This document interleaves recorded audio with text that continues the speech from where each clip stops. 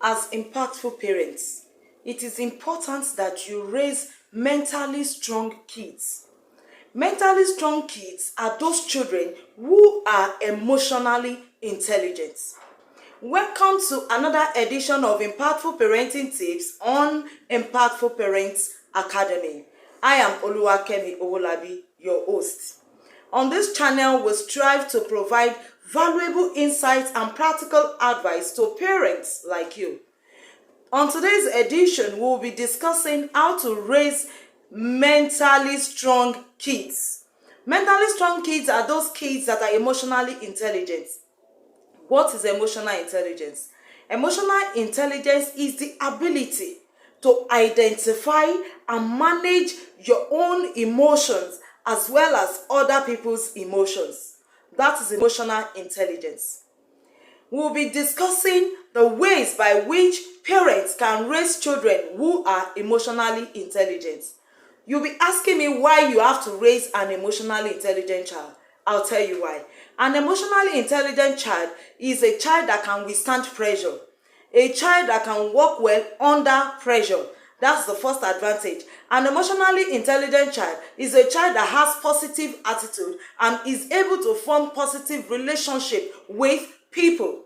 An emotionally intelligent child is that child that is empathetic. The child can show positive attitude towards the feelings of others and can feel other people's pain. I'm sure you would want your child to be this type of child. That is what we'll be discussing today. Now, what are those things that you can do as parents to make your children emotionally intelligent? There are 4 things that you must pay attention to. The first one is self-awareness. The second one is self-regulation. The third one is motivation. And the fourth one is empathy. Self-awareness. You knowing your moods, the kind of mood that your child, knowing the kind of mood that child is having right now. The child knowing what will trigger that mood and place that child in that kind of mood. Now, the child knowing those triggers and ability to manage it. The next one, self-regulation. Self-regulation is talking about your child being able to control himself or herself. Your child coming up with calming techniques, the techniques that your child can use to calm himself or herself. That is what you have to help your child to do as a parent. The first thing that you have to do for your child is you help your child to discover the triggers that your child have. That's self-awareness. After helping your child to know those things that can trigger the emotions of your child, what places your child in a particular mood, the next thing you have to do for your child is to look for a calming techniques. What are the techniques that your child can use to calm himself or herself down? If your child is usually set to get angry easily, then what are the calming techniques? You have to discuss that with your child. Okay, you notice that you do get angry easily. What can you do when people anger you? The first thing you can do is to walk away. Another thing, you can decide not to respond to that person. Another thing, you can decide to respond calmly. We call that responding to an issue. You are responding in a logical manner, not that you just react out of emotions.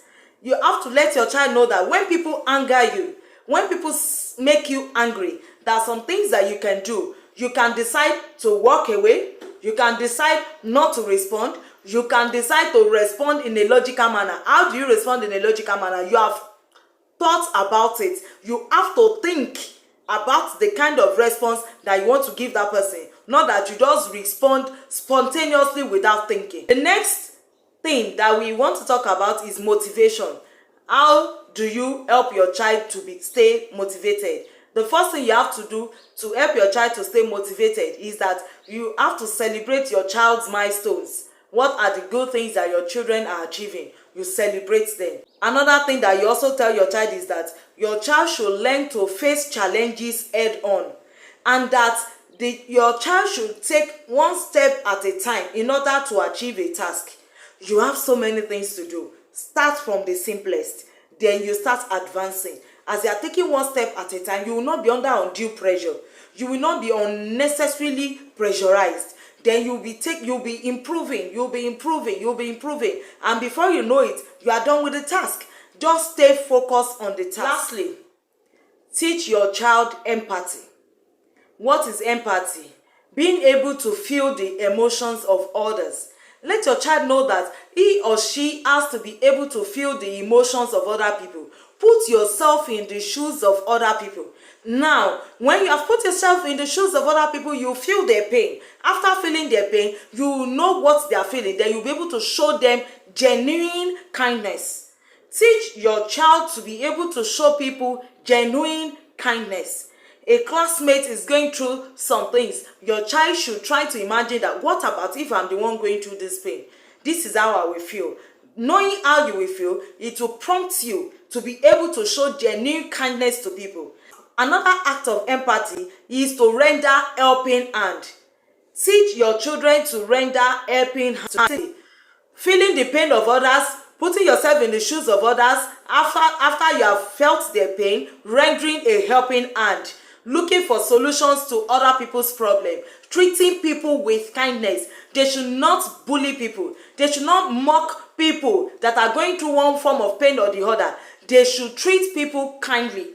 Even for parents that have house helps, domestic assistants, drivers, your children should know that everyone is equal. They should treat people with kindness. Everyone they meet on their way in life, adults, children, their peers, their mates, their friends, they should treat people with kindness. One last thing that they should know is building social skills. They should learn how to relate with people positively.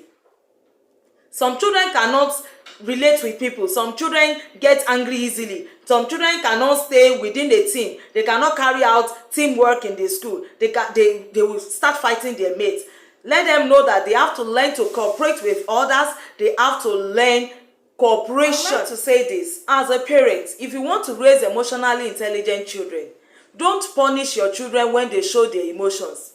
If your child is crying for a particular thing, don't start saying, is that why you are crying? Why do you have to cry? Do you know your age? If your child is crying because a younger child beat him or her, say, why don't you beat your own back? Why are you crying? You are crying for a little child. No, it is very wrong. Always validate the emotions of your children. That's what will make them strong. When your child is crying because a younger child beat him or her, tell your child that, I appreciate the fact that you did not go out of your way to fight other people.